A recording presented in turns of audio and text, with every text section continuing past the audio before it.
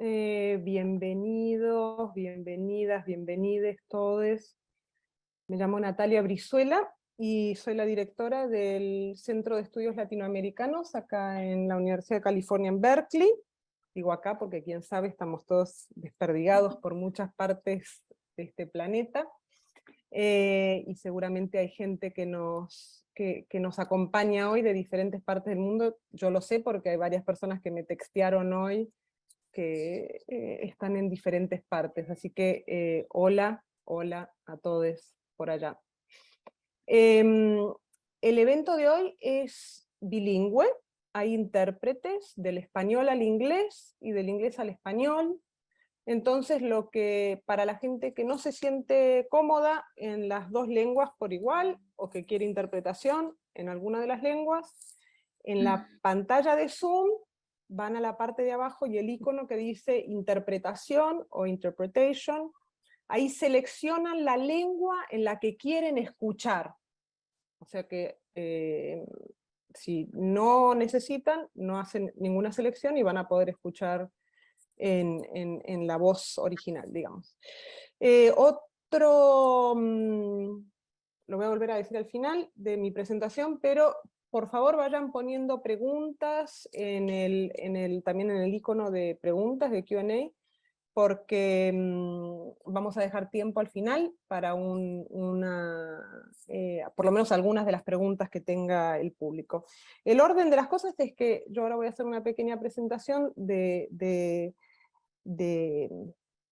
las maravillosas personas que están con nosotros hoy, y después va a hablar Ramsey McGlaser, después Rita Segato, y después Marlena Gittelman, después yo regresaré y tendremos una conversación y después abrimos al público. Así que, por favor, vayan poniendo sus preguntas en la medida en la que las tengan, porque así se van acumulando ahí, y vamos viendo algunas tal vez sean cosas de orden logística que se pueden resolver por ahí.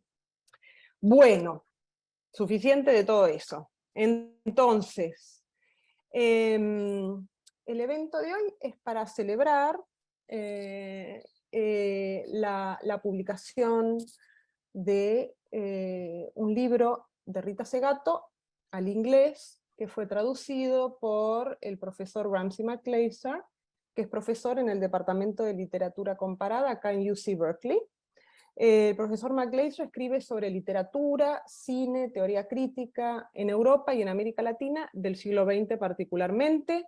Trabaja en italiano, inglés, español y portugués, casi por igual, les diré, es un gran políglota, y tiene intereses que abarcan poesía y poética, política y estética, y teoría feminista, queer y psicoanalítica.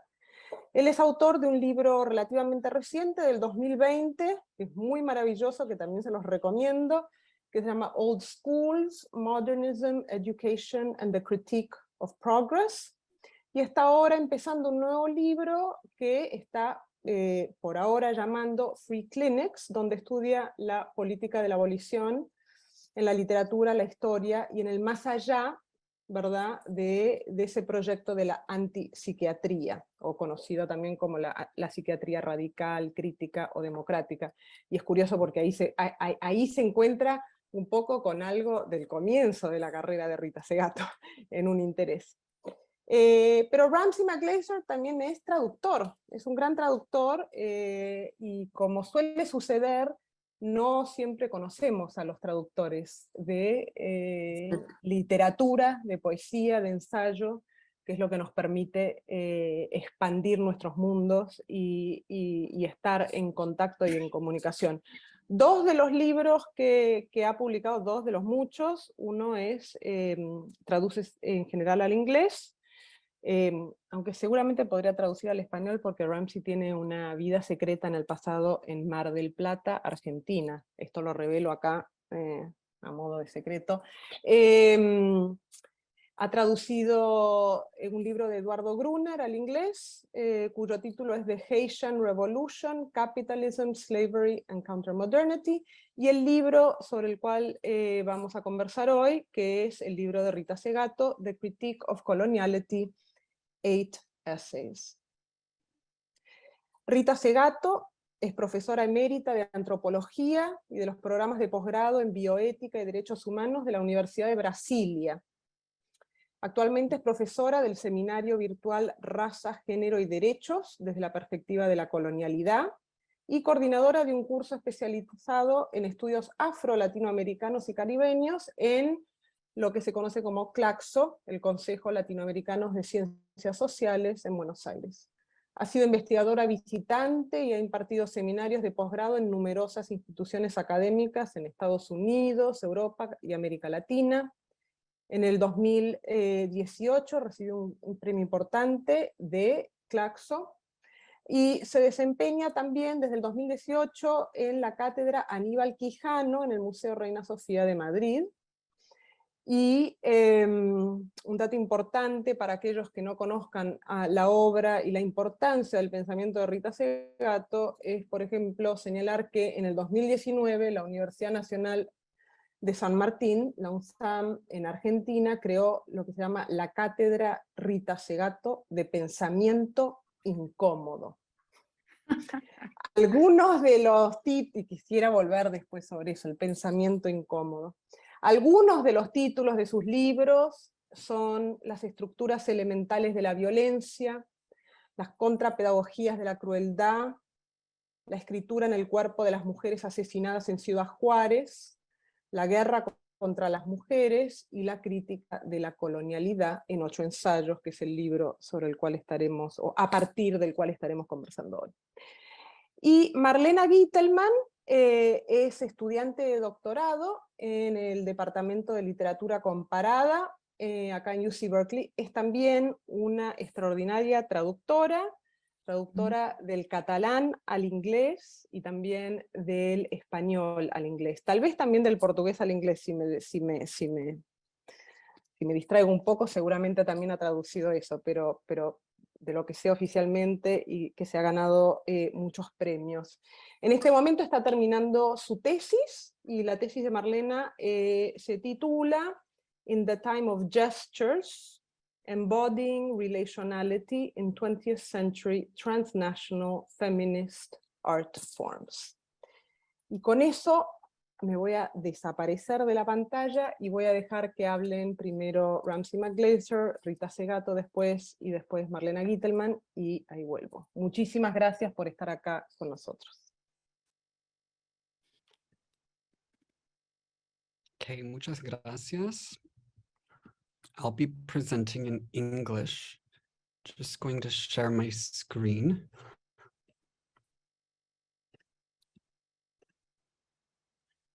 And I'd like to begin by thanking the organizers of today's event, Natalia Brizuela, Julia Bird, and Janet Wagaman.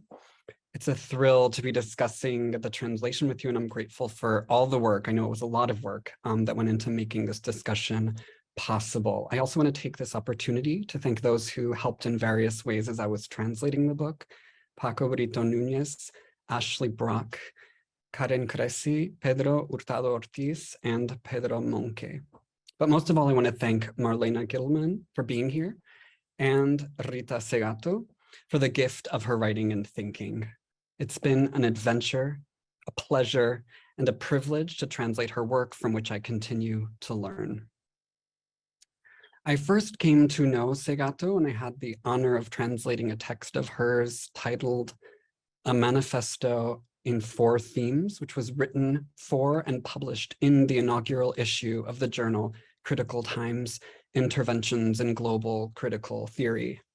The manifesto is short but capacious. In the grand tradition of manifestos, it's ambitious both intellectually and politically.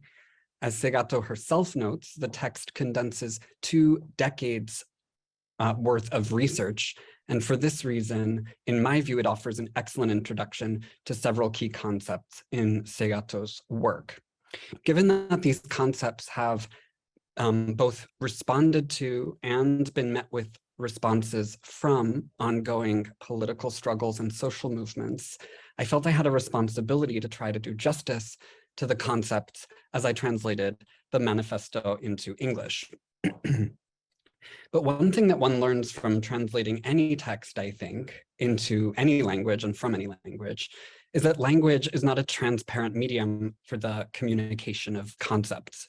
It's not strictly conceptual because it's also sensuous or sinuous or intertextually elusive or irreverent or performative or playful or all of these things at once. These are some of the dimensions, registers, or features of a text's language that we tend to think of as lost, betrayed, or at least badly damaged in translation. And I found as I was working on the translation of the manifesto that they also happen to be hallmarks of Segato's prose, signature elements of her style, which I came to see already in the manifesto, and then even more so in the book that became The Critique of Coloniality, as inseparable from the substance of her claims. So I'm saying these claims depend on and derive much of their power from what in the manifesto in 4 themes, Segato calls their rhetoric. The concluding moment in that piece is about rhetoric. We can also think of this as a matter of musicality or theatricality. And it strikes me that the titles of both texts by Segato that I've translated so far involve what we could think of as a musical titling convention, right? So both the Manifiesto en 4 temas and La Crítica de la Colonialidad en 8 ensayos name wholes that are made up of parts, where to my ear, the analogs would be, say, the symphony in 3 movements or a play in 2 acts. Needless to say, this emphasis on rhetoric or on the musicality or theatricality of language puts pressure on the translation, the work of translation, which really is at risk of diluting or distorting the original, since no rhetoric can be carried over from one language into another and remain intact. But this also makes the work of translation that much more interesting, I think, since it forces the translator to be more resourceful, attentive, and inventive.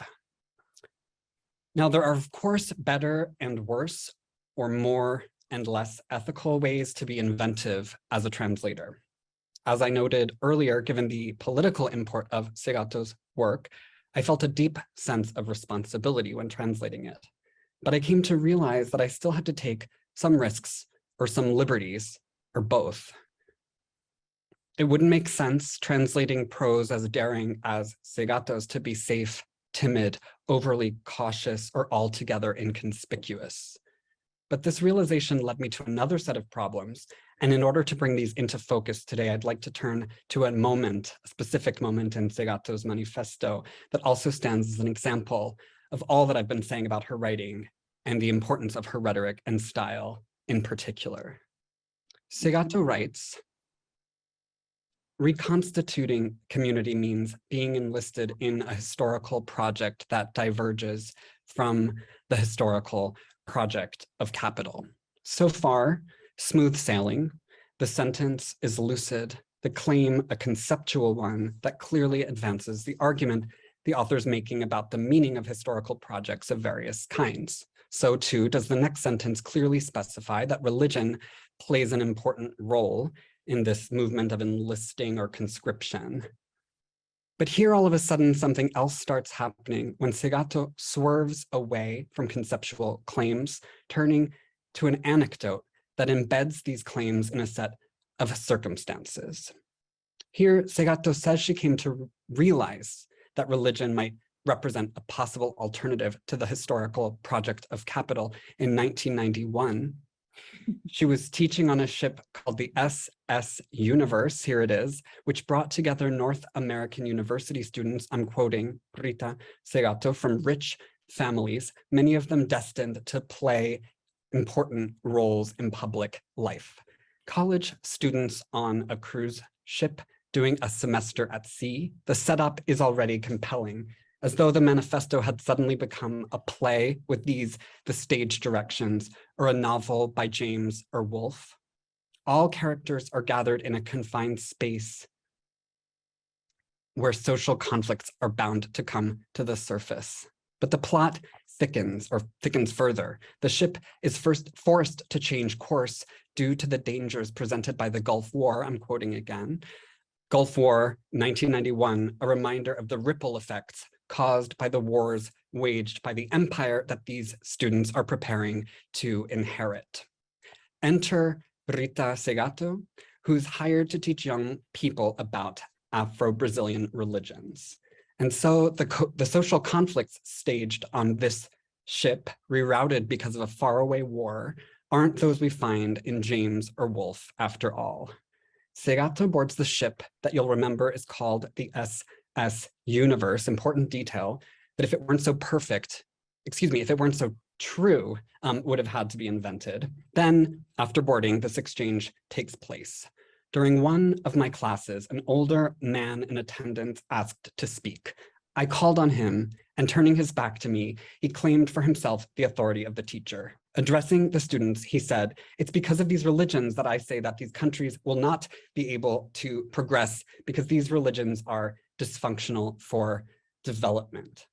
I was deeply disturbed when I heard him say this, but what an invaluable lesson I learned from him. Although, of course, I immediately took from what he said the opposite of what the respectable old man had intended. In the spirit and communal life of Candomblé were the seeds of resistance to the historical project of capitalism. I left the class wondering who this enigmatic person could be, this man who so zealously cared about the students' education. I found out that he was a politician who'd been elected governor of Colorado 3 times and who served as director of the Institute for Public Policy Studies at the University of Denver, left up north, right down south. Ever since hearing his comment in that day's class, I have understood that certain cosmologies and spiritualities, far from being the opium of the people, are dysfunctional for capital. So I've read this passage at length in order to let you hear my approximations in English of Segato's wit and the tone and rhythm of her sentences, because as often happens in her work, a lot's happening, a lot's going on tonally and rhythmically, as well as conceptually in this moment. What an invaluable lesson I learned from him is, for instance, both an earnest statement about the revelation that the man's obnoxious in-class intervention turned out to be, and a joke at his expense, since the lesson is the opposite of what the respectable old man had intended. That the respetable señor is unworthy of our respect is just one thing that we are meant to hear in an irony that exceeds claims making, even while it carries on the manifesto's effort to locate and articulate the value of alternatives to the historical project of capitalism. At this point, you may be wondering why I've chosen to dwell on this detour, captivating though it undeniably is. It's a really great story. What does this white guy, this prototypical ugly American, this Yankee, this gringo have to do with the critique of coloniality, the book that we're here to discuss today? I've dwelt on this man because the memory of him came to haunt me as I was translating Segato's book. Work on the longer text entailed spending much more time with Segato's prose than work on the manifesto, but it also meant confronting the risk that this man came to represent, namely the risk that I'd stand between the author and her audience, that I'd interrupt and turn my back on her discourse somehow, and that I do so without teaching a compensatory, if unwitting, lesson or allowing for any revelation of my own. To be totally honest, in my heart of hearts, I feel I share very little with this mansplaining, moralizing policy person. I'm quite a bit younger than he is, and am neither a politician nor the director of an institute. I began to translate books because I was adjuncting and needed the money, a fact I share not to be maudlin, but rather because I take it to be in keeping with the spirit of Segato's own gestures of self-positioning. I needed the money in a way the distinguished man on the ship didn't, and in any case, I would never presume to deliver proclamations about people's ability to progress. I really do not think I'm much like this guy at all, and yet structurally, I share more with him than I would like to. I too am a white guy from the United States, which is to say, from a country that understands itself to be the universe. I too was trained and still work in a place whose scholars, as Segato writes in the Critique of Coloniality, are seen as producers or disseminators of theoretical models to be adopted in the South as the builders and masters of most knowledge about the world. The more I translated the critique of coloniality, the more I thought of the passage in Segato's manifesto as a warning. Even if I could never completely rid myself of the governor within, eliminating all traces of his presence in my psyche, I could at least watch out for and try to work against his interruptions. I could try to get out of the way of Segato's text, even while I worked to make it available to audiences in the North she's describing in the quotation I read a moment ago. I could try to avoid as much as possible the imposition of the lexicon of development and syntax proper to capitalism's historical project. To this end, I went in search of other figures other than the governor, right? If the man from Colorado was the devil who stood on one shoulder while I translated, was there an angelito who could offer countervailing advice and model another approach and engage in another form of listening? I found this. I found this other figure in the critique of coloniality, and it's to this other figure that I'd like to devote the rest of my remarks today. Twice in the book's introduction, Segato refers to a figure, right? This is the other figure, the countervailing figure, not the governor. The figure I chose to name the stowaway. Both times what's at issue is an ancestry that's doubly denied and thus hidden in hegemonic accounts of racialization in Latin America. So Segato refers to a sangre viajera oculta, excuse the typo, that secretly gathers together those que escondidos navegan por las mayorías blanqueadas, travestidas de Europa. Explaining her effort to reassess the meaning of mestizaje in the 6th chapter of her book, which is called The Color of the Prison in Latin America, Segato invites us to retrace the paths of stowaways, the bloodlines of travelers hidden within the whitened veins of the Creole, who's the major exponent of the racist, misogynist, and homophobic gaze on the world. The Spanish lets us hear more clearly than the English, I think, that the stowaways are still stowed away, that they didn't just steal into ships in a remote past, but remain furtive and fugitive to this day. Within the veins, the very body of the Creole, the criollo, the white settler, are residues of the travelers from whom he descends. And these aren't just any travelers, that they're stowaways mean that they're people who were compelled to hide, to travel without a ticket or a visa or a work permit or a job aboard the ship or any other authorization to be there. So this is my translation of the word polisson, which the RAI notes is from a French word meaning vagabundo or ladrón, and defines as a persona que se embarca clandestinamente, or persona ociosa y sin destino, que anda de corrillo en corrillo. It's obviously the first of these meanings that I'm focused on now, but I like the second definition's reminder that polisson carries old associations with vagrancy and social promiscuity, as well as with a kind of informal collectivity. These associations are missing from the more static English stowaway. So to be clear, I travel with a US passport that prevents me from having to move through the world in a clandestine fashion. I had a contract to complete the translation, and so I was not in any real sense an unauthorized traveler on Segato's ship, which I came to think of as a vessel smuggling anti-colonial thought into the colonial fortress of the Anglophone Academy. I was not, in fact, a stowaway, but the stowaway became an aspirational figure for me, one who stood opposed to the governor whose interference I sought to avoid. I tried to travel with and within the text rather than to commandeer it, take it over, right? Usurp the lesson it's teaching. I tried to learn its language, though at a remove from its context, rather than making this language one with mine. I cannot say whether I succeeded or even made it halfway. I can only note that this was what allowed me to make peace with the fact that I was separated from Segato by a gulf or by several, linguistic, cultural, gendered, and colonial.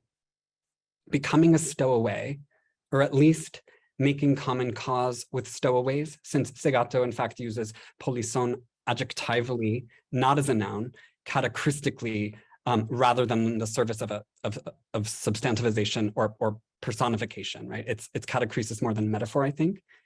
But this is what I sought to do in response to the recognition of these gulfs and how I sought to correct for the presence of the governor within. This governor, who thinks he's entitled to discount whole forms of life, as he loudly deems them dysfunctional for development, is like the Euro-descendant Creole whom Segato calls the bearer of the racist, misogynist, and homophobic gaze on the world. He denies what Segato asks us to see throughout the book, that we can, in fact, return, reattach ourselves to, recover ties to the historical projects of peoples enclosed by coloniality and by the compulsory amnesia imposed on populations as a form of genocide. For me, so much of what Segato does in her beautiful and remarkable book is distilled in these phrases, which are also themselves aspirational. They mark the place of a different form of enclosure or foreclosure, not the stowaway's concealment within the ship's hold, but the confinement of whole historical projects through a differential distribution of carceral captivity.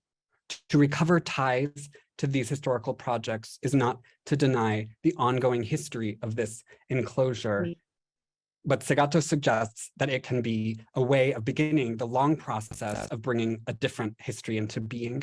Throughout the book, Segato insists that this kind of return remains available, if not always visible, because often hidden.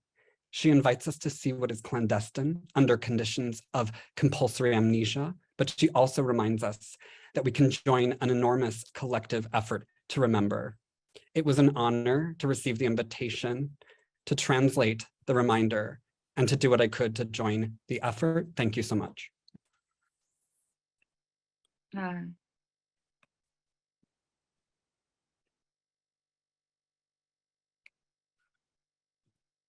Well, thank you, Ramsey. It's a wonderful dialogue in between the governor and the polizonte. Bueno, voy a hablar en español, ya que no es un problema y es más fácil para mí. Estoy muy agradecida por esta oportunidad de presentar el libro y de dialogar con Ramsey, ¿no? Porque lo que sucede es que a veces me ha sucedido en el caso de Ramsey y también en el caso de mi traductora al francés, Irma Vélez, que conocen mejor la cabeza, entran dentro de la piel del autor. Es un fenómeno muy extraño en que una persona pasa a entender mejor y a conocer mejor el espíritu de lo que, o sea, lo que el alma realmente de la cosa que uno ha escrito. Es un fenómeno muy particular y aquí vemos un caso, ¿no? En que él pone a dialogar dos personajes que me han enseñado algo, ¿no? Es el personaje de este gobernador que se llamaba, porque ya falleció, Richard Lamb, que fue también candidato a presidente de los Estados Unidos, y por el lado de la izquierda, o sea, dentro del universo norteamericano, él es una persona posicionada hacia el lado del bien, o sea, él y representa esa idea de buscar el bien, en buscar un progreso para países que aparentemente no quieren progresar, porque cultivan credos y tienen una espiritualidad y rituales que les impiden progresar. Está maravillosamente relatada por Ramsey este personaje y lo que él me enseñó, porque él quería un bien que es el bien que yo no quería. O sea, y que las personas con que trabajé durante muchísimos años, bueno, son llevadas a querer mediante diversas formas de publicidad, mediante varias formas de intervención en nuestro mundo, para que quieran las metas que tienen potentes retóricas en el mundo del norte geopolítico, como son el desarrollo, el crecimiento económico, acumulación, concentración, competitividad, y cálculo de costo-beneficio, o sea, una serie de valores que llevan en una dirección histórica, a la cual yo le llamo el proyecto histórico del capital, o el proyecto histórico de los vínculos, de las cosas, que contrapongo al proyecto histórico de los vínculos. Yo creo que el mundo se divide y hay una tensión en los pueblos del mundo entre aquellos en los cuales predomina el proyecto histórico de los vínculos, de la vincularidad, de la comunalidad, de la amistad, de la fiesta, y aquellos pueblos en los cuales dominan el proyecto histórico de los vínculos, el consumo y la cosificación de la vida. Y esta tensión es inmensa. Todos y todas nosotras y nosotros caminamos de una forma anfibia, con un pie en cada proyecto y en tensión dentro de nuestra propia subjetividad, pero hay un momento en la vida en que uno tiene que estar claro con relación a cuál es su meta, o sea, cuál es su gol, cuál es su deseo, hacia qué meta histórica se dirige, y esa tensión vive dentro de cada uno de nosotros y nosotras todo el tiempo. Y es interesante cómo Ramsey coloca en diálogo este personaje, Richard Lamb, buena gente, una buena persona, pero que no entiende que el mundo es plural.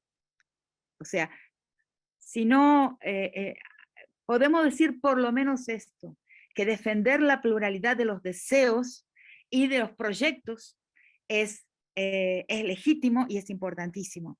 O sea, no es negar el deseo de progreso de algunos pueblos, pero es intentar impedir la interferencia de ese deseo de progreso en otros pueblos que tienen un deseo de permanecer en los lazos de comunalidad.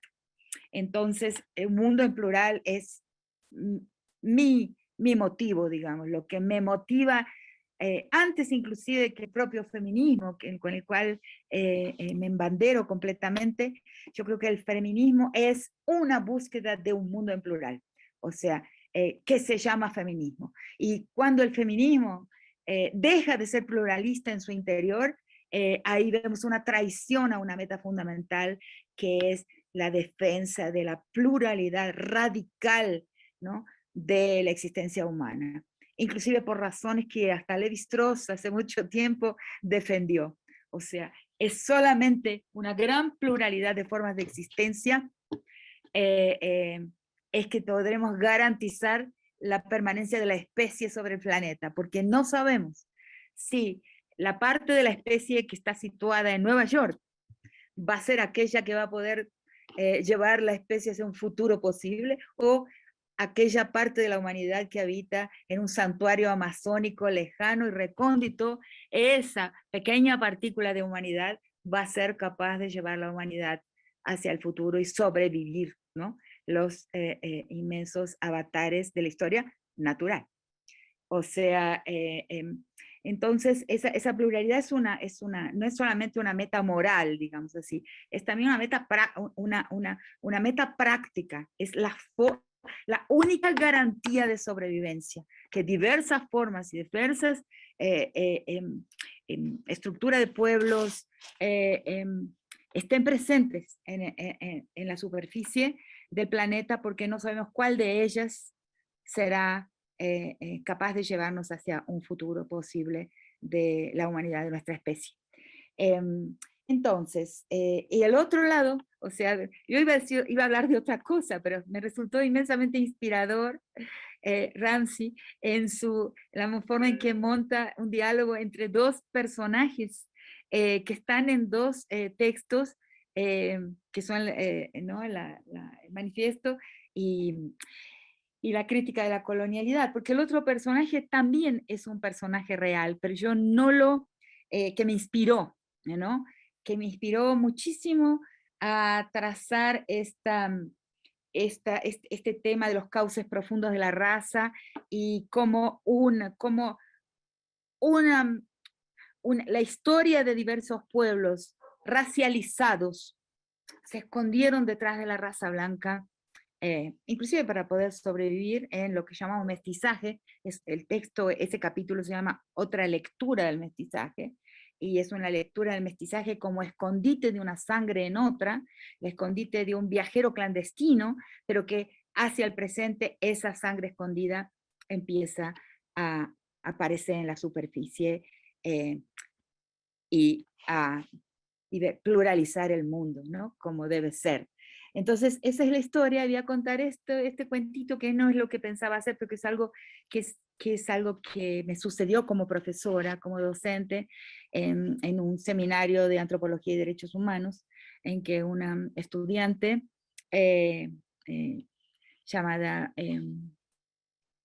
estoy mal, después lo paso por, ¿cómo me voy a olvidar? Es el COVID largo que le llaman, que produce efectos en la memoria terribles, sobre todo para una persona que tiene que hablar. Tengo gran dificultad con la memoria en este momento.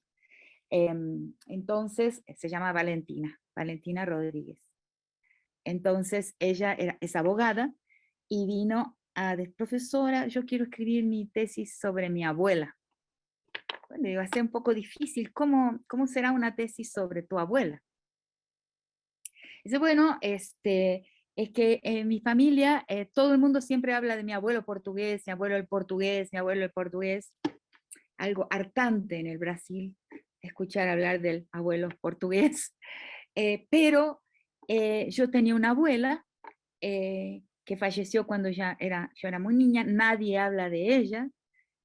No hay un único retrato que está oculto en la última cajón de mi cómoda boca abajo. Y sucede que todos mis hermanos son claros, son blancos, son rubios, y yo soy igual a esa abuela.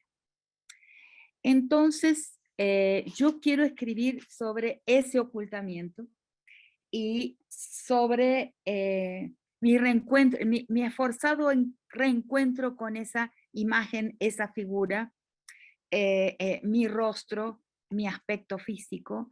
Y entonces escribimos, ella escribió, pero yo le di el título, a su tesis de maestría, que se llama así: El derecho humano a la memoria de los linajes no blancos en las familias brasileras. Y esto es lo que relato, lo que luego lo voy a teorizar como un cauce profundo, porque ella lo que va a buscar es ese cauce profundo que le permitió llegar hacia atrás a su abuela. Y algo más, ella sabía solo una cosa sobre esta abuela, además de que ella era la única persona que se parecía a ella entre sus hermanos, pero sabía que cuando daba a luz se encerraba en el dormitorio con llave y no dejaba entrar a ninguna persona durante sus partos. Y eso es un parto indígena, porque el parto indígena no es igual al parto blanco, post María Antonieta, el parto horizontal, en que se tiene que ver de dónde sale la cría, de dónde sale el bebé, el heredero, ¿no?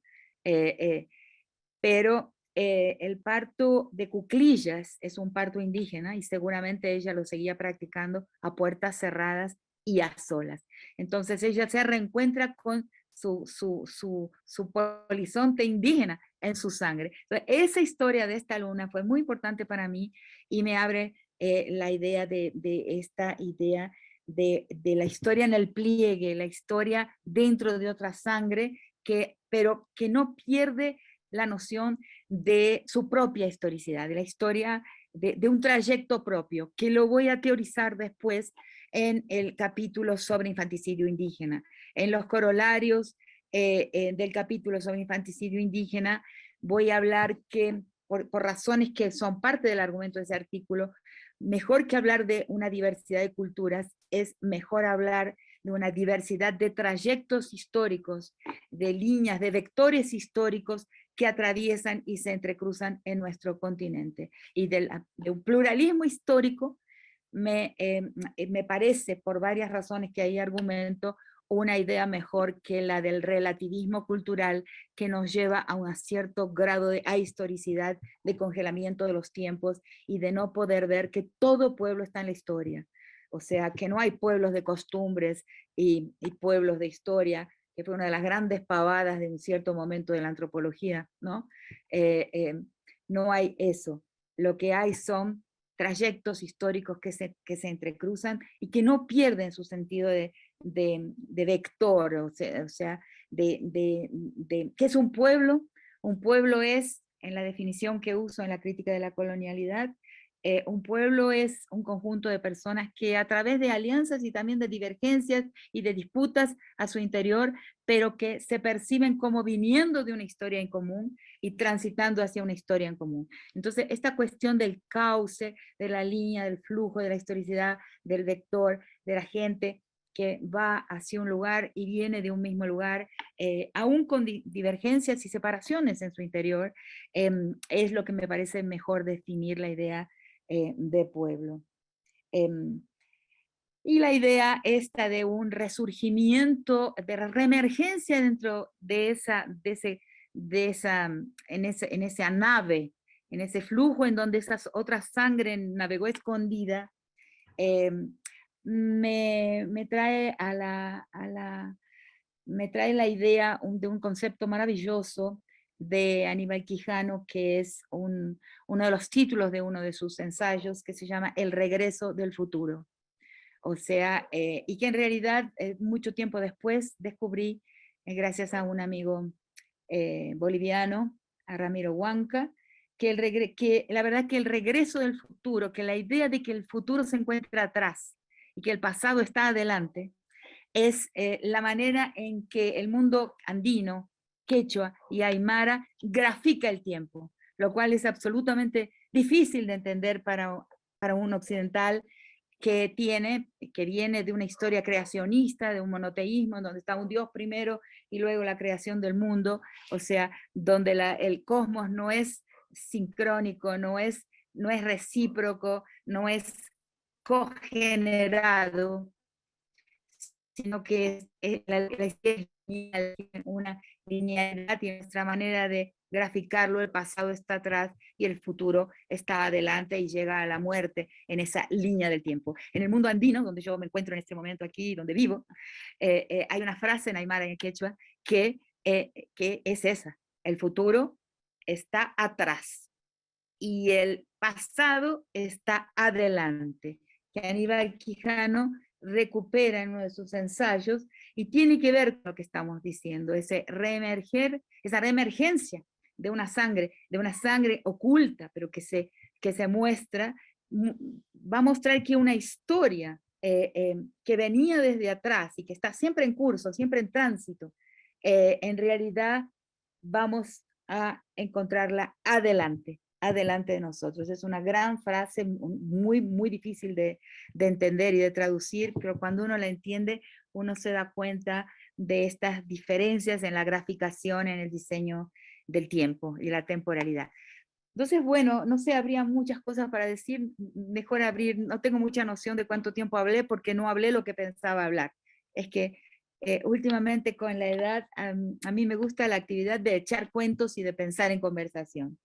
Entonces, lo que hice en el manifiesto es también echar un cuento, que es lo que Ramsey tomó como la parte más interesante del texto, y estoy de acuerdo. O sea, contar, narrar historias vividas, momentos en que uno aprendió algo, momentos en que uno tuvo una epifanía, se abrió una cortina y uno vio algo, como en el momento en que este señor bien intencionado, Richard Lamb, me mostró que en realidad esas religiones amparaban y preservaban un camino histórico, el camino de un pueblo, un pliegue, ¿no? El camino por un pliegue que no era el camino del progreso, ¿no?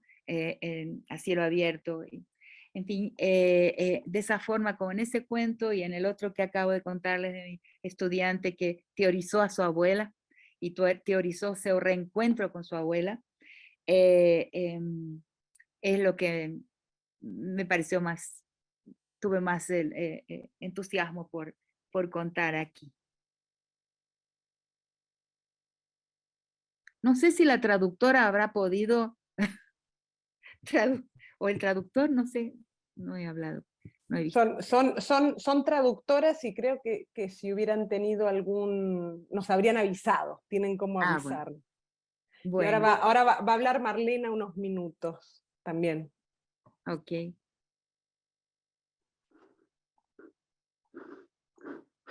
Hey everyone.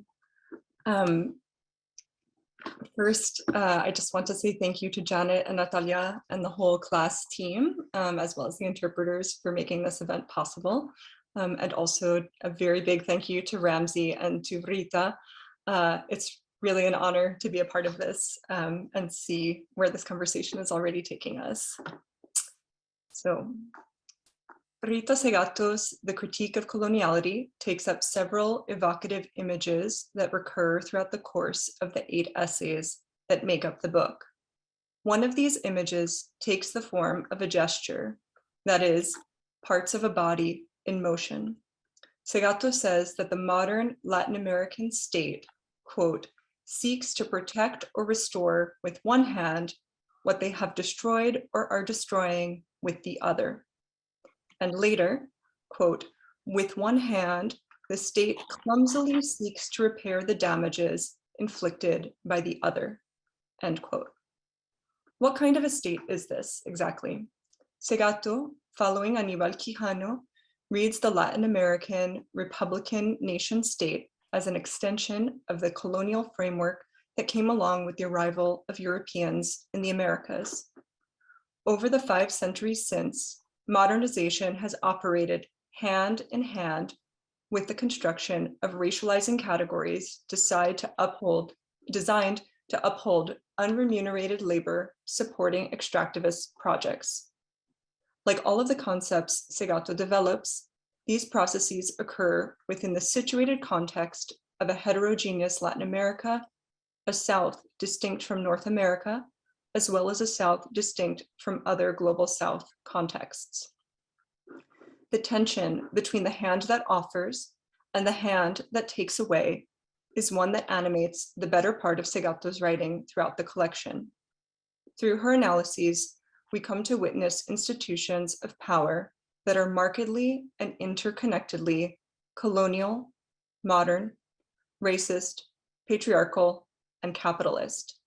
Institutions that work to efface the traces rather than repair the damages of these historical harms.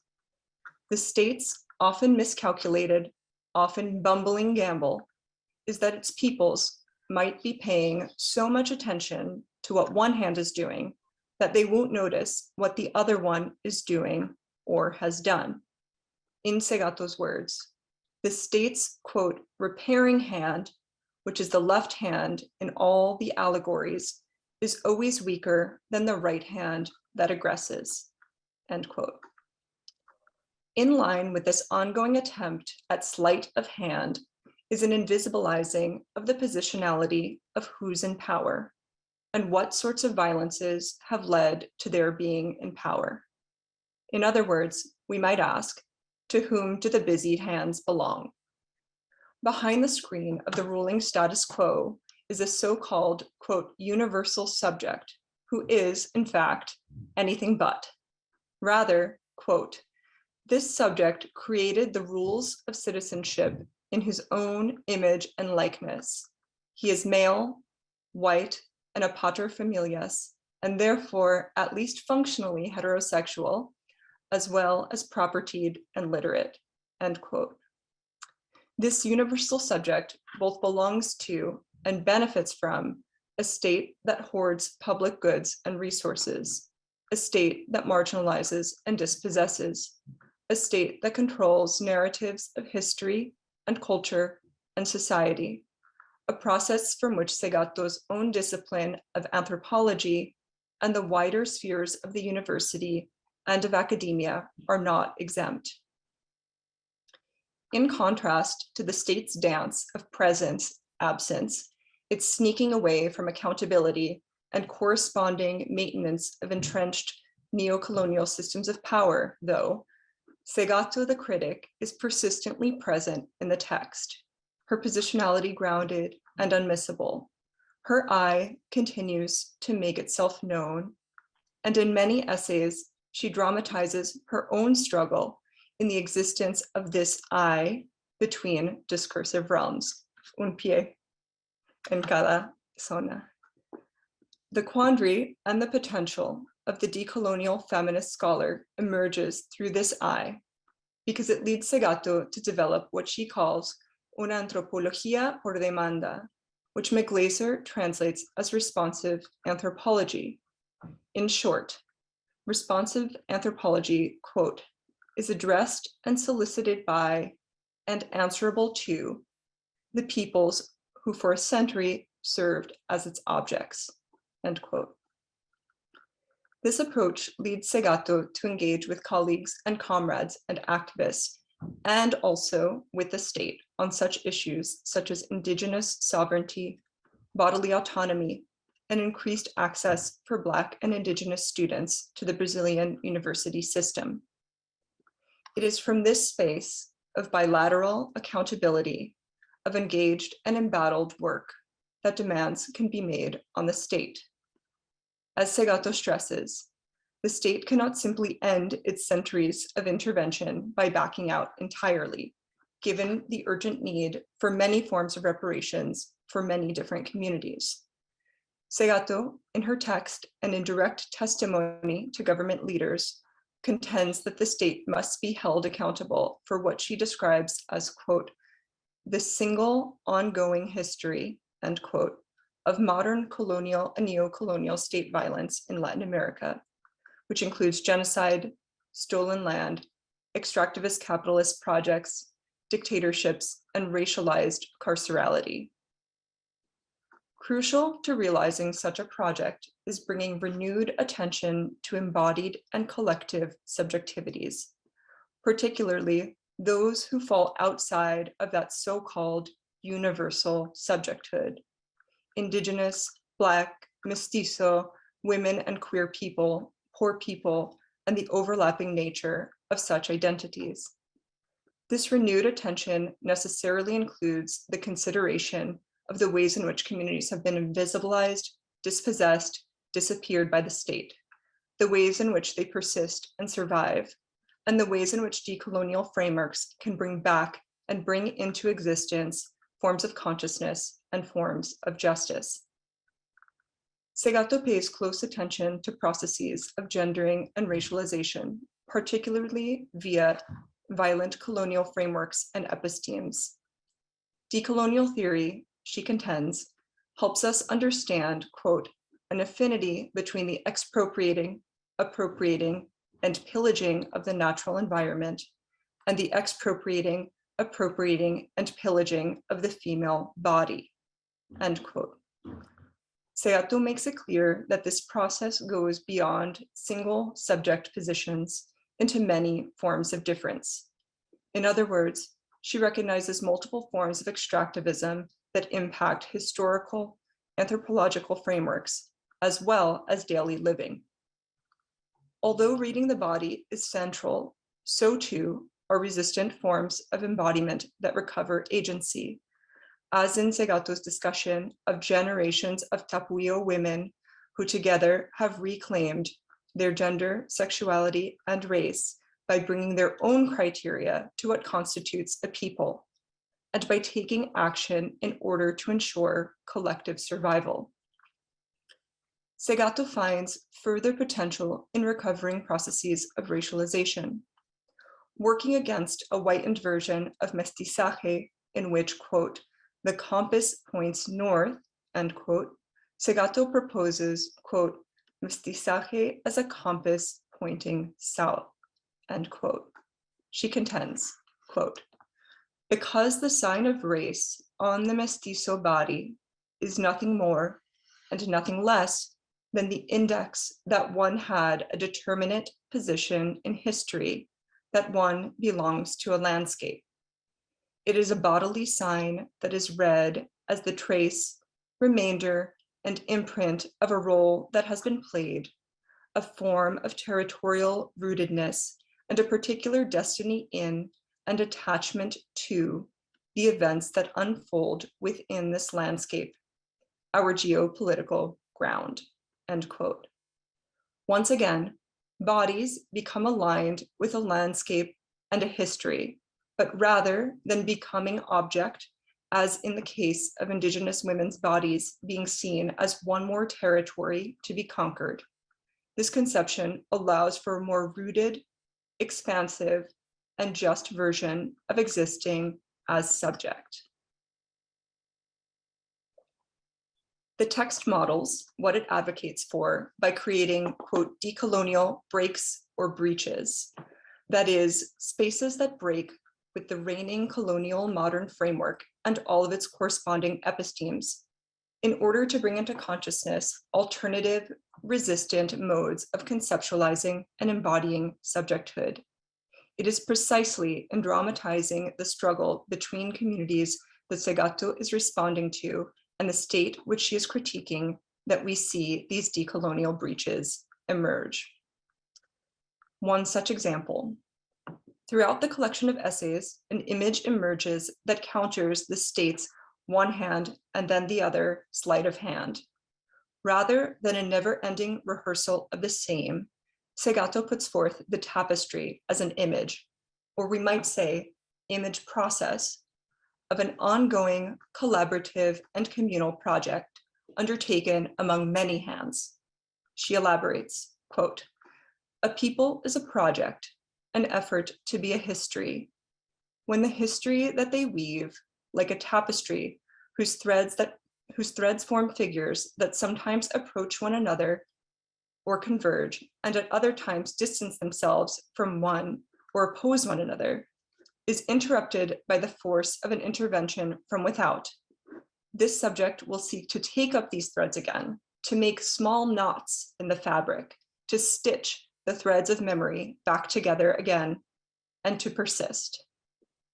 In this case, we see what we could call a restitution of history, a restitution of this people's capacity to create its own historical path, returning to the interrupted delineation of figures, weaving them into the present and projecting them into the future," end quote. Stitches, small knots. It is through this community craftwork that horizons are restored and continued. This might be better expressed by the Spanish manualidades, whose root mano more clearly emphasizes the hands that do the work of crafting and creating. Manualidades, craftwork. Through the image process of the tapestry, Segato bridges writing, storytelling, testifying, and physical embodied practice across times and spaces. In response to the state's repetitive one hand and then the other trick, which always follows the same choreographic patterns, we instead see the possibility for communities to involve many hands in stitching, knotting, and weaving, a collective of hands that revive, that renew, that open what was foreclosed to make way for both narrative and embodied survival. And to close, I'll share some questions that I have for the two of you as possibilities for a discussion, and you've also both touched on these, so maybe we could continue a little bit. And those are, what might a decolonial and feminist translation process look like? And what was it like for the two of you to move through the process of translation together? And what role can translation play in decolonial struggles? And finally, do you see any links between translation and responsive anthropology, una antropología por demanda? Thanks.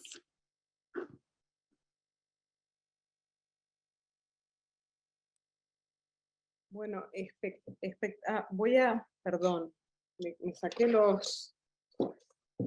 estos, y cuando los tengo puestos, yo no escucho bien, pero si no los tengo puestos, no me escuchan ustedes bien, entonces, ahí mejor. Muchísimas gracias, increíbles las tres presentaciones, y quizás pueden empezar Rita y Ramsey con la pregunta o las dos preguntas que les hizo Marlena, ¿no? Sobre qué sería un proceso de traducción decolonial y feminista, y si hay algo y perdón, te estoy parafraseando, Marlena, pero si hay algo en lo que la traducción misma, y en este caso en particular donde es una traducción, digamos, sur-norte, de la colonia al centro del imperio, si hay algo de la traducción que puede participar, y cómo participaría en la decolonialidad, ¿no? Como un proyecto obviamente en curso e inacabado. Y yo quizás agrego, porque está en la misma línea, a mí me interesaba escucharte a vos, Rita, hablar un poco sobre qué significa que este pensamiento esté en inglés, ¿no? Que, o sea, claro, uno dice, yo también, ¿verdad? Doy clases acá y yo estoy infinitamente agradecida, por ejemplo, que todos los alumnos en Estados Unidos, donde también además hay un monolingüismo brutal, puedan acceder a tu escritura y a todo lo que habla tu escritura y tu pensamiento, ¿no? Pero un poco jugando al abogado del diablo acá, pensando qué significan esas traducciones, qué se pierde, qué se gana, en qué circuito entra, ¿no? Se establece un tipo de vínculo, hablando de eso, ¿no? De los proyectos históricos de vínculos versus los proyectos históricos de capital y de acumulación, ¿no? ¿Cómo negociar eso? Bueno, ahí tienen como un paquete, a ver.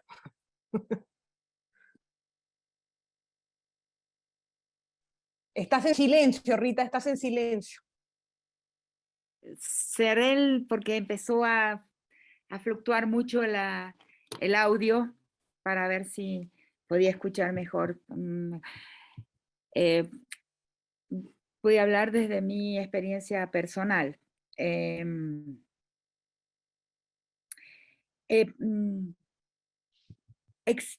mi caso, la experiencia que yo tengo con las traducciones al inglés, por ejemplo, algo que me llama mucho la atención, la traducción al inglés que ha surgido es como libro, no en ensayos menores, ¿no? Como el de Ciudad Juárez, por ejemplo, está traducido dentro de un volumen general sobre feminicidios organizado por Rosalinda Fregoso, y ahí entró el ensayo sobre Ciudad Juárez, que en español circula como un librito de bolsillo, y también dentro de un libro, pero al inglés se ha traducido como libro el libro sobre crítica de la colonialidad, y al alemán, al alemán, al francés, y ahora al italiano y al griego, mis libros sobre violencia contra la mujer, violencia de género.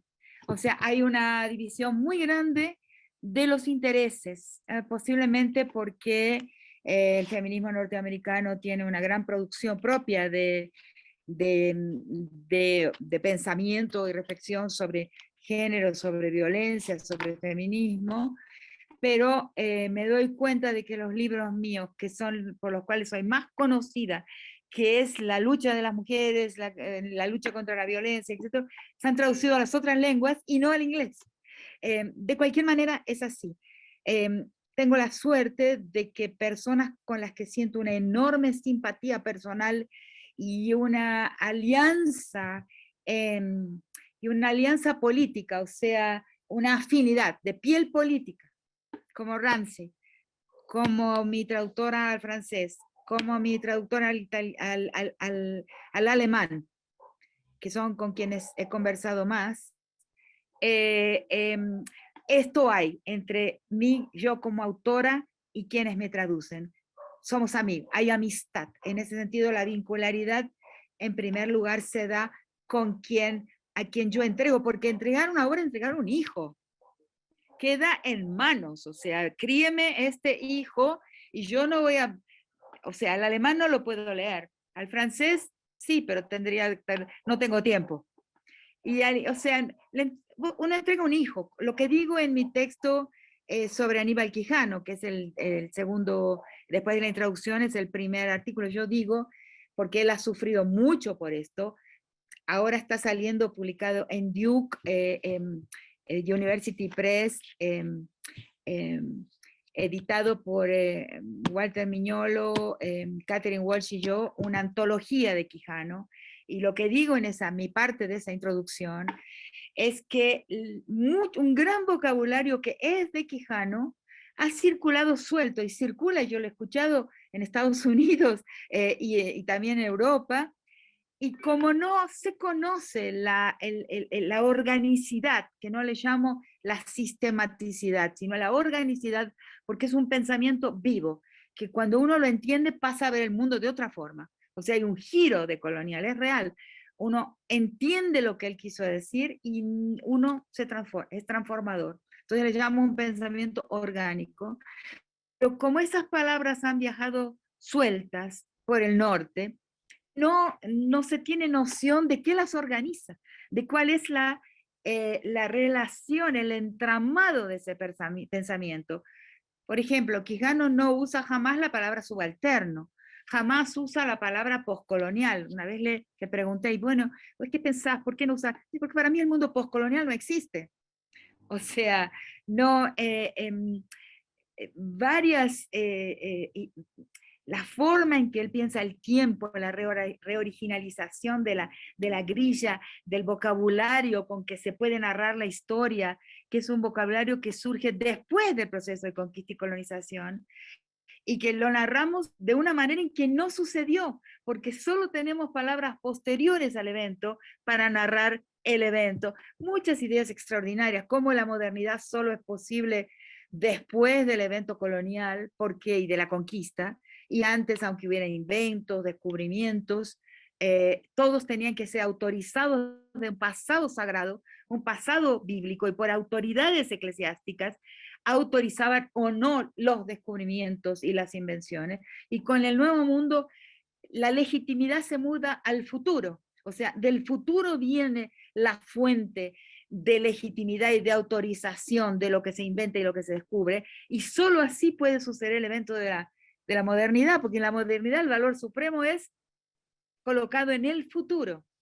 Entonces, bueno, muchas ideas que porque su pensamiento no se conoce en esta organicidad, son usadas sin reconocimiento de autoría.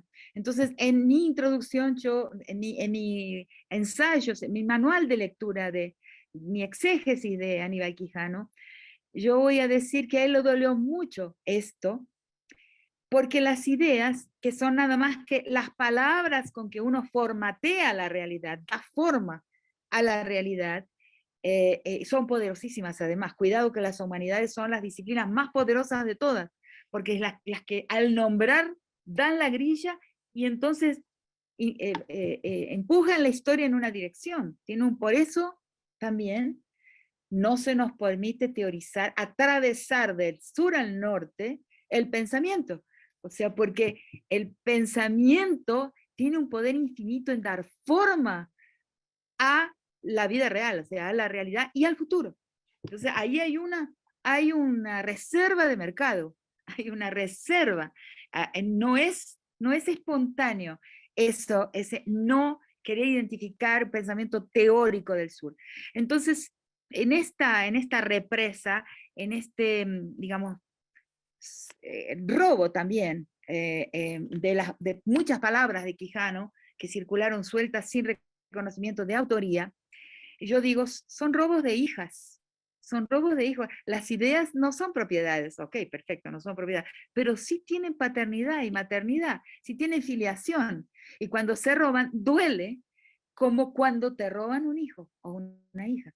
Entonces, el traductor, en el caso del alemán y el inglés y el francés, yo cultivo una amistad y tengo intensa simpatía por sentir que existe una piel política afín, una sensibilidad ética afín entre quien me traduce y yo.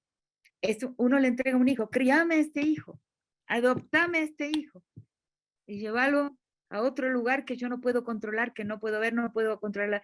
El autor pierde cualquier posibilidad de controlar las interpretaciones, los usos, las otras lecturas, inclusive se olvida. Yo me olvido de muchas cosas que escribí y que veo que mis traductores me las hacen acordar. Entonces sí hay, el traductor es un padre adoptivo, una madre adoptiva de la obra. Lo leo así, que cuida y la reproduce y después también la entrega al mundo. Esa es una respuesta desde cosas que ya he pensado antes. Y luego la obra tiene su camino, el libro se aleja del autor todo el tiempo. Sí. Ramsey, ¿y vos cómo ves, digo, además que has traducido, como nos contaste, nos revelaste, en primera instancia, pero también por una necesidad material, ¿no? de sobrevivencia material, que no es cosa menor, es algo muy importante en la precarización de la vida actualmente, o la intensificación de la precarización. Pero también has traducido cosas muy singulares, digamos, ¿no? El trabajo de alguien, o sea, muy diferentes, pero también singulares. ¿Qué quiere decir que Eduardo Gruner, sociólogo argentino, se ponga a leer desde un cierto momento argentino, de la historia argentina, la Revolución Haitiana, o qué significa traducir a Rita Segato hoy al inglés, particularmente estos ensayos de la decolonialidad? Esta conversación extendida, digamos, también con Quijano. Y entonces, un poco, escucharte a vos, ¿cuál es la tarea del traductor en este largo trabajo de descolonización, ¿no? En este trabajo de regresar, recordar y regresar a un proyecto histórico, ¿no? De los vínculos, ¿no? Reforzar eso, regresar a eso como un paradigma que nos permita continuar viviendo una buena vida o tener un buen vivir en este planeta, ¿no? Y si hay una forma de hacer eso, pero mantener algo de la pulsión política de lo clandestino, porque claro, uno traduce al inglés y de golpe, o sea, toda clandestina, o sea, lo clandestino como algo también, una operación de fuerza política, ¿no? Pero digamos, entrar al inglés y a estas grandes editoriales, Duke University Press, Routledge, como es el caso de este libro, complejiza eso. Thank you so much. One reason I wanted to share the quotation from the book, The Critique of Coloniality, where Rita notes that scholars in the North think of themselves and are positioned globally, right, to see themselves as disseminators and producers of theoretical models that then get taken up and applied, maybe, if we're lucky, refined, but maybe not, maybe just crudely applied, right, elsewhere in the world. That seems to me really important because I think it gets at a challenge, a real challenge that I confronted. And I think this relates to what you were saying, Rita, about Quijano's work and the lack of recognition for that thought that persisted for so long. So I think there's an arrogance, right? One thing the governor's interruption stages or lets us see so vividly, right, is the arrogance that's not so much characterological, right? It's not a matter of character, like his character, it's epistemological. And I think that translating into English brings you face to face with that arrogance. I mean, it means you have to unlearn it, right? Like you as someone, I as someone educated in the US have to try to, and it's a long process itself, right? Like unlearn that habit, that habitus, that sensibility, that formation. But I also think it's hard because readers, right, might bring, however open-minded, however curious, right, they might bring those forms of, right, arrogance to a text, right, such that it's not just that there's a difficulty recognizing that the answers aren't going to come from where we are. I mean, that's one thing, right? I think there is that, right? That the answers aren't going to come from within a US university is already one thing. But I think even more problematic to reckon with for many Anglophone readers is the notion that the questions aren't going to come from within a US university, right? To recognize that the questions themselves need to come from without if they're, right, to matter in many ways, right? And so I suppose the only way I've found so far to try and respond to this challenge is to leave unresolved questions, right? Including at the level of the sentence, as I was suggesting, right? So not to make too fluid or too easy or too assimilable, too familiar, the prose that I'm translating, to leave some rough edges, right? And turns of phrase that might retain a trace of some difference that would make readers stop to think. That's the hope. Quiero contar una cosa que puede ser interesante. Yo creo que, sí, quiero decir una cosa además, Ramsey mejoró una expresión mía, porque en su traducción tiene una perla, además debe tener otras que todavía no la he leído. Me da miedo leer un libro mío traducido, me da mucho temor, ¿no? También yo soy una persona que no tiene aspiraciones, que no tiene deseos. No tengo, nunca he escrito por desear algo. Nunca he escrito por aspirar a algo. Jamás. Solo he escrito cuando tuve ganas de decir algo. Entonces yo no, esto, ¿qué significa a mí las traducciones? Bueno, que no es parte de lo que me motiva demasiado, pero me alegra, claro, obviamente. Y hay una expresión que es fea, que tampoco es muy linda en español, que es la antropología por demanda, pero en inglés hubiera sido terrible porque parecería un delivery, o sea, on demand es lo que hacemos cuando pedimos un delivery. Y entonces les debo agradecer muchísimo a Ramsey porque quedó muchísimo más fina la expresión. Él tradujo como a responsive anthropology, una antropología que responsiva, hermosa traducción. No sé si hubiera sido posible esa expresión en español, pero en inglés queda hermosísimo. Estoy muy agradecida por ese cambio, por esa transformación. Y bueno, y quiero contar una cosa sobre el norte y el sur. O sea, hay cambios, ¿no? Hay cambios.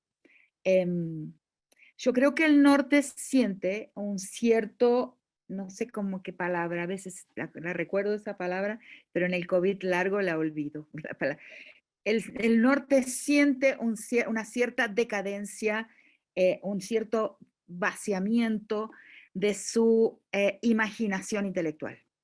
Hay una búsqueda en la traducción de este libro, olvidé decir que le agradezco muchísimo a Bernd Reiter, que es el director de la colección y que me lo pidió, y Arturo Escobar también, que fue alguien que tuvo una influencia importante en Reiter para que se me solicitara este libro. Entonces soy muy agradecida a estas personas. Y también veo en esta traducción y también en las traducciones a lenguas de Europa que hay un vacío, hay un sentimiento de cansancio y de falta de pulsión y de energía en términos de imaginación intelectual en los países del norte. Y justamente me ha pasado algo que es un poco... Y 19 recibo una carta del Museo Pompidou pidiéndome que participe, invitándome a una conferencia. Yo ni leí mucho la carta, pero estaba en Madrid y como me pagaban para hacer eco a las razones de Ramsey también, yo soy una latinoamericana, los pagos son importantes para mí. Como me pagaban por ir una tarde a París, yo estaba en Madrid, dije, bueno, yo voy. Pero cuando llegué a París, esto que yo pensé que iba a ser una reunión no sé, de internacional, de intelectuales para hablar sobre museos, no era. Era una reunión solamente de directores de museos de Europa, los 3 del Pompidou, la directora del Museo de Atenas, un director del Museo de Berlín, una directora del Museo de Turín, grandes directores de grandes museos de Europa reunidos y que yo no había leído esto, pero me preguntaban algo. ¿Qué me preguntaban? ¿Cómo afecta a los museos de Europa el eurocentrismo? Vaya pregunta, casi me tiro por la ventana, porque entonces yo me he pasado una vida explicándole a mis estudiantes cómo nos afecta el eurocentrismo, pero no cómo afecta al mundo del norte el eurocentrismo. Entonces eso responde a algo de lo que estábamos hablando también. Hay un cansancio, hay la necesidad de nuevas búsquedas, hay el claro sentimiento de un límite para la inteligencia, para la imaginación. Y hay la clara sensación de que hay que buscar en otras partes. Sí, ¿no? absolutamente, y también creo que, por ejemplo, acá en Estados Unidos en particular, la serie de llamémoslos, movilizaciones sociales históricas que han estado sucediendo en estos últimos años, ¿no? Desde el Black Lives Matter, pero desde antes incluso con el Occupy Movement, la visibilidad que tienen ahora, que la precisan aún más, pero la visibilidad que empiezan a tener los programas de estudios Native American, la cuestión de los reclamos y la reivindicación por las lenguas indígenas, son cosas, eso, frente a un mundo que está en colapso, porque está colapsada la noción de democracia, está colapsada, digamos, o sea, yo veo, la gente joven está como que, ¿y a dónde vamos a vivir? No solo en términos de infraestructura material, pero en términos planetarios, que hay todo este cuento de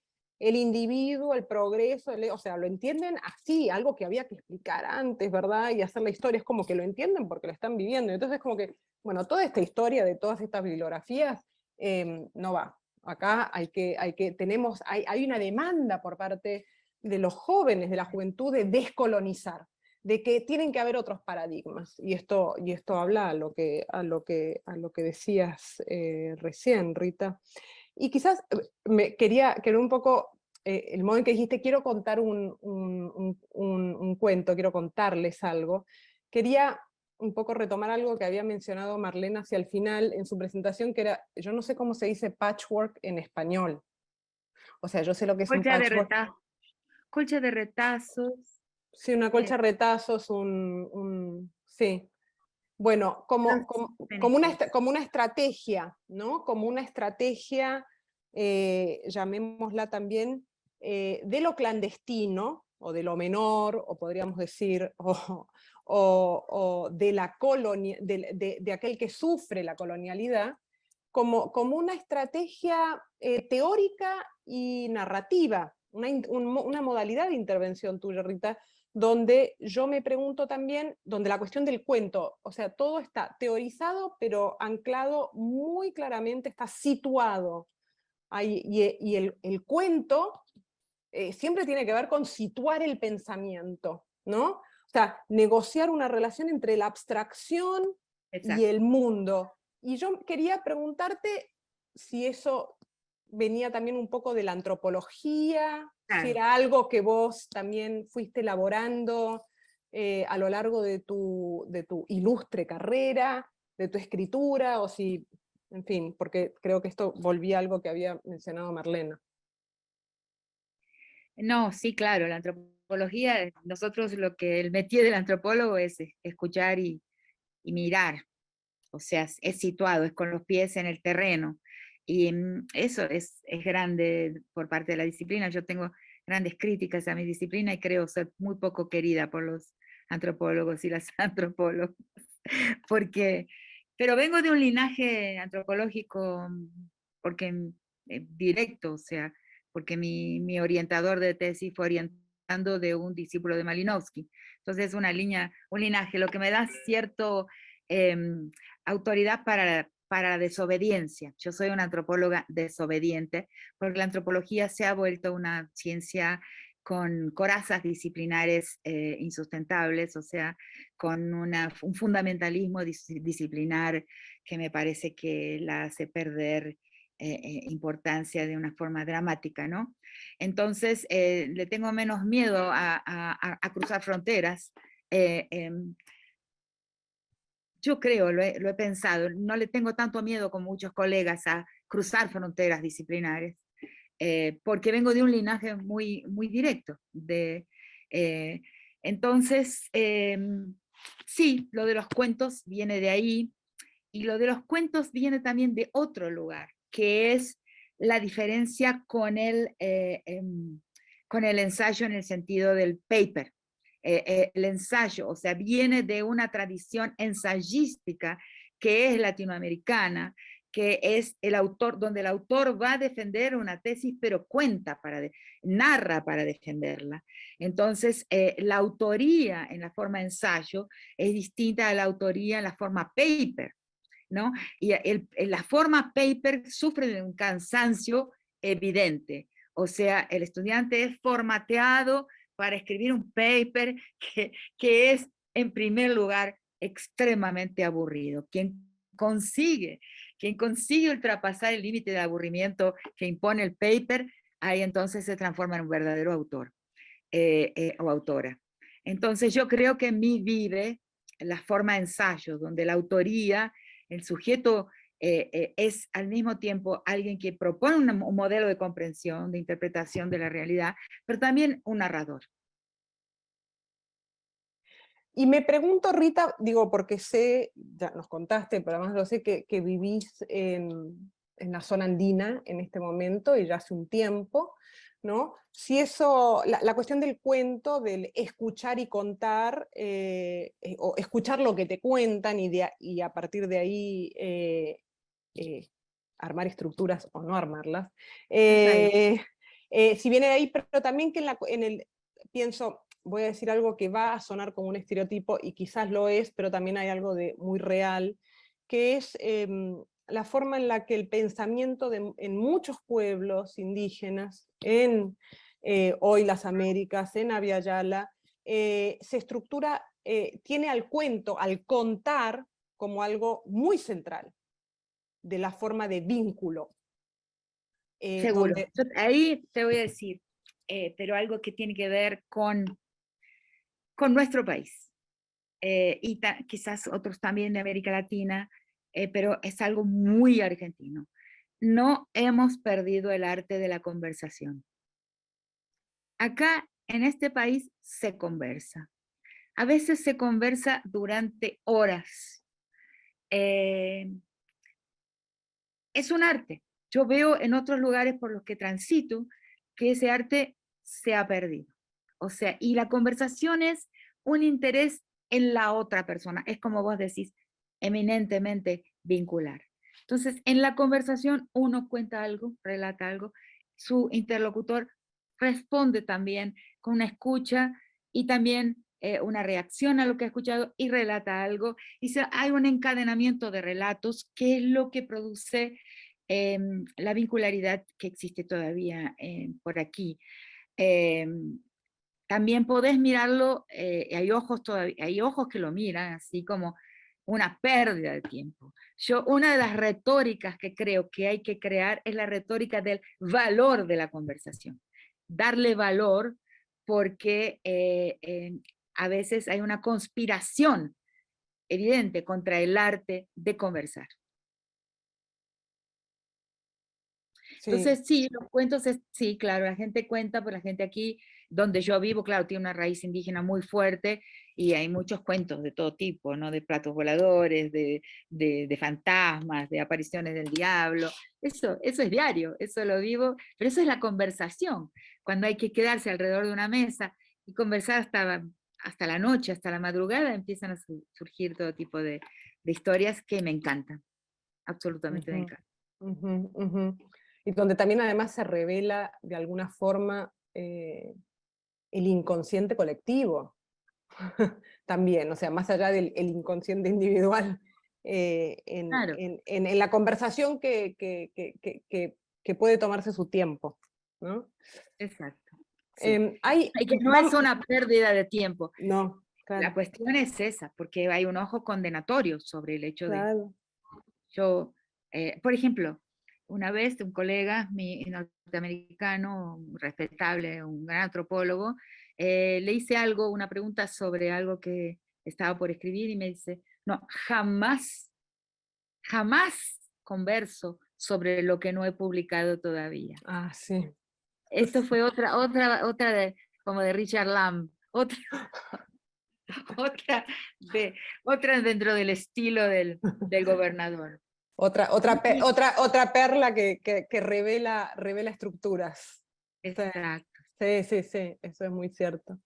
Te voy a hacer algunas preguntas, espero que vamos a poder volver acá todos, pero quería hacer un reconocimiento de todos los que nos están acompañando, porque hay bastantes preguntas, entonces te voy a ir haciendo algunas, Rita. Hay alguien que te pregunta, ¿qué consejos le darías a quienes queremos, dice en inglés, reattach, revincularnos, ¿no? Con proyectos históricos que son disfuncionales al proyecto del capital, pero que al mismo tiempo dichos proyectos no están cruzados con nuestras propias trayectorias, o sea, cómo vincularse cuando alguno no es, digamos, afrodescendiente, o uno no es indígena, o uno no es una persona trans, pero está apoyando o vinculándose. Se puede aprender de esos proyectos históricos, históricamente marginalizados y reprimidos, pero seguir siendo los mismos. Se puede aprender de estos proyectos, enfatizando nuestro self-positioning, sin cambiarlo también al mismo tiempo a tal modo de pensarnos parte de ellos. O sea, ¿dónde posicionarse, supongo? Esa es una pregunta. De la posición del sujeto.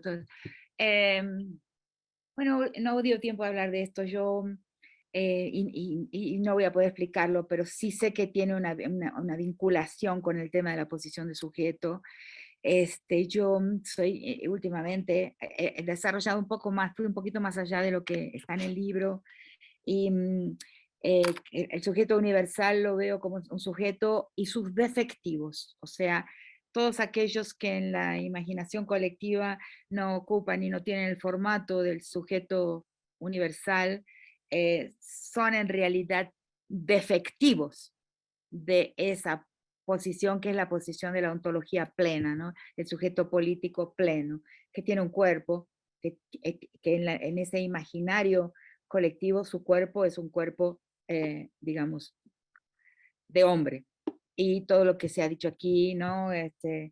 Pater familias, propietario, el feminismo ha dicho eso desde hace mucho tiempo, aunque a ese sujeto le llama heterosexual. Yo no le llamo heterosexual porque creo que sobre su sexualidad sabemos muy poco. Le llamo pater familias, me parece más preciso. Entonces, esos defectivos son los que se transforman en las minorías. Soy en este momento crítica, aplico lo más duro de mi vocabulario para defenestrar, a ver si las traductoras consiguen traducir la palabra defenestrar, o sea, hacer caer por tierra la noción de la minoritización. Fue una estrategia suicida del multiculturalismo. Yo absolutamente creo que el proyecto del presente es defenestrar, destruir el pensamiento de las minorías. Y vinculados con la cuestión de las minorías se encuentran la posición de sujeto. Entonces, sobre eso tenemos que pensar todas y todos y todes colectivamente y formar un nuevo pensamiento que destruya la matriz multicultural de la manera en que se propuso y se formuló, y crear otra política, o sea, crear una política de pluralismo radical, como dije, que no pase por la minoritización, que pase por flujos, que pase por... creo que la interseccionalidad es un intento, pero tiene que ser de forma más radical, más compleja, y para eso es necesario muchas cabezas pensándolo. Pero es necesario desterrar la minoritización, porque esas minorías, esas identidades políticas son defectivas, o sea, no tienen plenitud ontológica ni política. En realidad son intrusas del campo realmente político. Bueno, entonces ese es un tema. El otro tema para esa misma respuesta es que dentro de todas nosotras, todas las personas, hay varios flujos históricos. Nadie va a decir que es puramente blanco en nuestro mundo, porque no lo es. O sea, puede estar ocupando el lugar de esa posición, de esa blanquitud. Pero en el nuevo mundo estamos todos y todas atravesadas por una pluralidad de historias. Y eso es lo que hay que reconocer primero dentro de uno mismo. Entonces, esa pregunta se responde así. Primero, buscando hacia el interior por dónde están trazados esos otros caminos, porque están presentes. Como lo digo en mi texto, en el centro del libro está el texto cuya imagen, que es la lectura de una imagen, de un cuadro histórico, que está en la capa del libro, que es, esa es la imagen, y lo más interesante esa es la imagen del emperador Don Pedro II,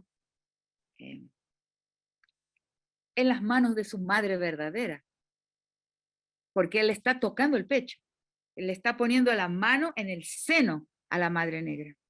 Entonces, ¿qué pasa en Brasil? Es algo muy interesante.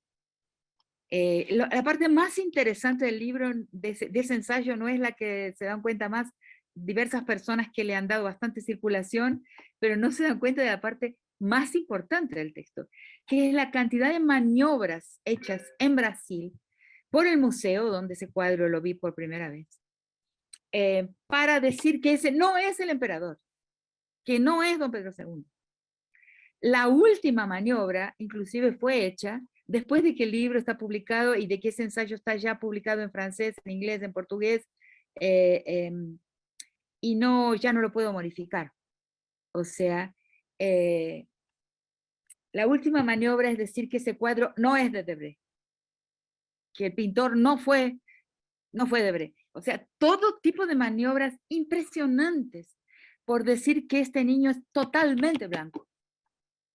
Pero no lo es, a pesar de ser de la Casa de Braganza y tener emparentamiento con las cortes europeas de los países de habla alemana, de Austria,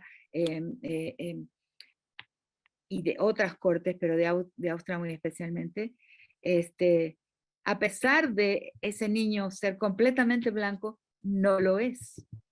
Entonces yo creo que es un trabajo al interior, la búsqueda de las otras vetas, de las otras venas que nos atraviesan. ¿Por qué? Porque son del paisaje, todos somos pied noir, todos los que pertenecemos a un paisaje que ha sido colonizado en algún momento, tenemos la planta de los pies manchadas por la tierra que pisamos, que es la tierra del paisaje que sufrió conquista y colonización. Y yo quiero saber si eso también no es real en la relación, por ejemplo, de los Estados Unidos con Gran Bretaña, con Inglaterra, en el mundo anglosajón de origen, a pesar de la diferencia de bienes, a pesar, porque a veces la colonización va en sentido contrario, en fin. Lo que quiero decir es que la diferencia de riqueza, de afluencia, no consigue, en el caso del Reino Unido y de Estados Unidos, invertir la dirección del país con el prestigio del colonizador imperial, aunque está en ruinas económicamente, con relación al paisaje colonizado. Entonces, en el Nuevo Mundo, nuestros pies están manchados, o sea, las vetas del paisaje colonial nos impregnan y nos atraviesan. Yo lo veo así. Uh-huh, uh-huh. Hay bastantes preguntas más, pero estoy un poco haciéndolas en el orden en el que fueron. Sí, a la persona que me hizo esa pregunta, que antes de buscarlo afuera, busque la no blancura de su paisaje dentro de sí. Uh-huh, uh-huh. Voy a hacer una última pregunta, tenemos solo un par de minutos más antes con las traductoras que tienen un tiempo, porque es un trabajo muy agotador.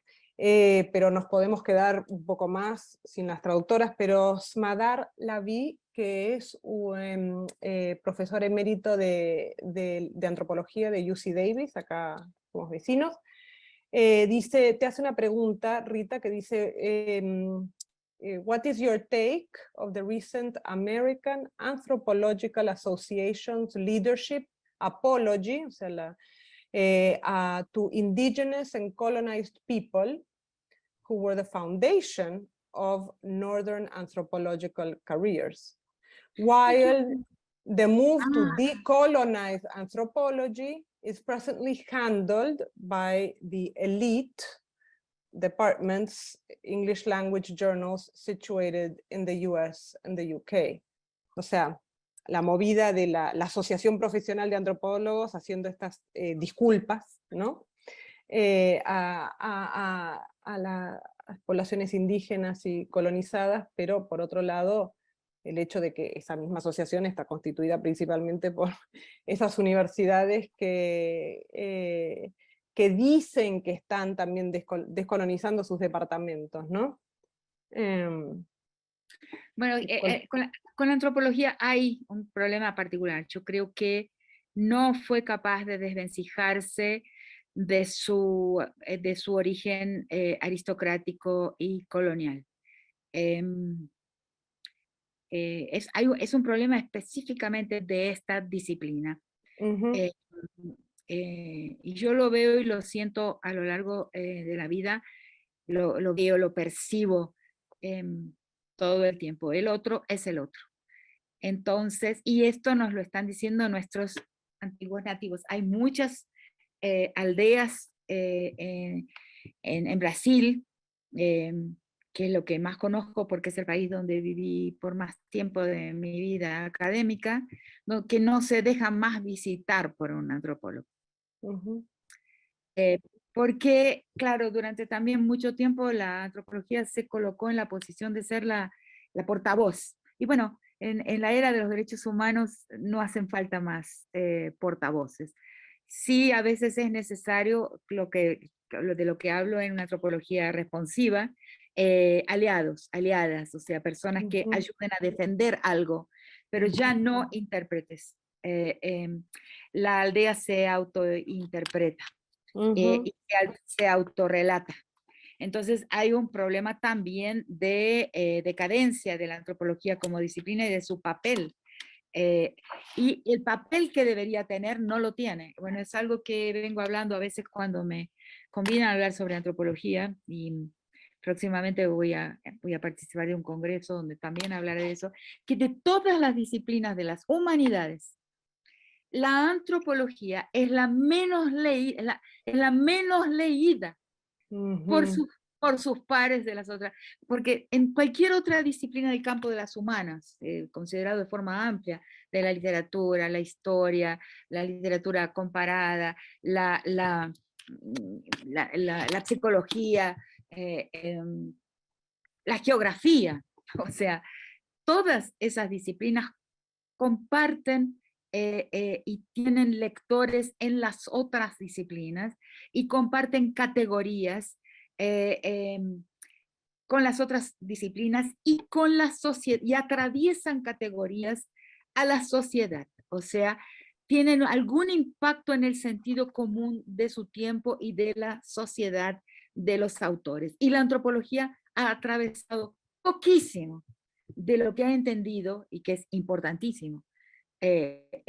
Casi nada ha atravesado a las otras disciplinas y a la sociedad del antropólogo y del antropólogo. Entonces hay un problema de encerramiento, de enclaustramiento, de domo, de torre de marfil, que es parte posiblemente de la historia aristocrática de la disciplina, y también de su crisis de relevancia, que podría tenerla si fuera capaz, por ejemplo, de atravesar para el mundo, por ejemplo, lo que sabe sobre la sexualidad humana.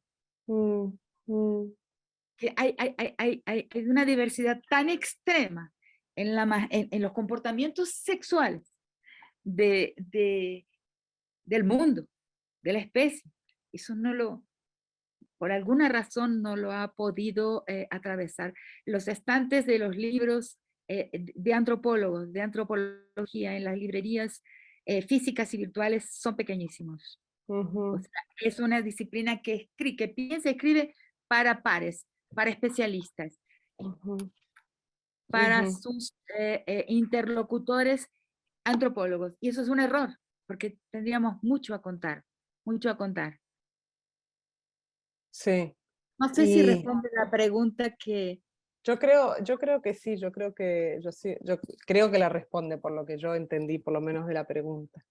Hay más preguntas, lo que vamos a hacer, las personas que están ahí en el público, es compartir las preguntas con Rita, se las vamos a mandar, las va a tener, quién sabe si un día tiene tiempo, escribe 2 o 3 frases de respuesta, o cuenta un cuento, y después lo ponemos en clase para que la gente sepa que la conversación continúa, y seguramente va a continuar aún más ahora que está este libro en inglés.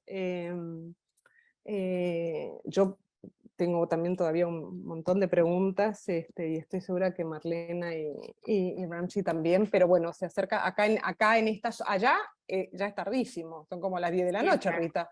Sí, sí, tengo que cortar ya. Sí, te deben estar esperando, y acá pues se acerca el final del día laboral, y hay muchas personas acá apoyando y haciendo que sea posible este evento, que necesitan pues irse a su casa y hacer sus cosas. Pero la conversación continúa. Muchísimas gracias, Rita. Ramsey, muchísimas gracias por estar acá, por haber traducido el libro. Marlena, muchísimas gracias por tu lectura tan brillante y cuidadosa, y espero que esto pues sea el comienzo de más conversaciones. Tal vez la próxima vez, Rita, vas a tener que venir en persona. Sí. Bueno, les mando un abrazo muy grande y estoy muy agradecida. Agradecida soy yo, evidentemente. Estoy muy feliz y agradezco mucho a Ramsey por su esfuerzo enorme y su dedicación, su cariño hacia el libro. A Marlena también por su síntesis, por su reseña. Y a vos, Natalia, para no perder el arte de la conversación. Para no perder el arte de la conversación. La vamos a seguir allá en Tierra Andina. Eso mismo. La próxima vez. Un abrazo grande. Un Vénganme a visitar, abrazo. qué Sí. bonito. Chao, chao. Chao, chao. Saludos a todos. Gracias, Gracias. Ramsey, gracias, Marlena. Gracias a todos los que nos acompañaron. Saludos y buenas noches, buenas tardes.